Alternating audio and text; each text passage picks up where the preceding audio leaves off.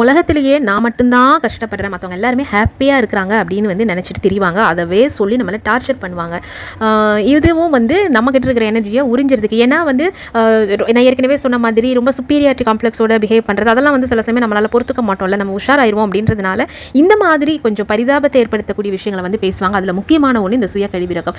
ஆக்சுவலாக இந்த உலகத்தில் பறந்துருக்கிற எல்லாருக்குமே கஷ்டங்கள் இருக்குது. இதை பற்றியும் நம்ம செப்பரேட்டாக ஒரு வீடியோவில் பேசலாம்.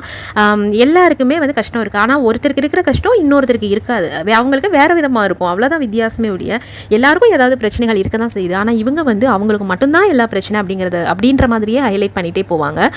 அண்ட் இதில் வந்து பார்த்திங்கன்னா கர்மிக் ரிலேட்டடான ஆஸ்பெக்ட்ஸும் இருக்குது. ஸோ ஒருத்தருக்கு வரக்கூடிய பிரச்சனைகள் வந்து நாம் என்ன பண்ணமோ போன பிறவியில் அதுக்கு ஈக்குவலான ஒரு விஷயத்தை வந்து இப்போ அனுபவிக்கிறோம். இல்லைனா வந்து அப்போ செஞ்ச சில தவறுகளுக்கு இப்போ பாடம் லேர்ன் பண்ணிக்கிறோம். வி ஆர் லேர்னிங் ஆக்சுவலாக என்னெல்லாம் தப்பு பண்ணாமல் இருக்கணும், இதெல்லாம் நம்ம வந்து திருத்தி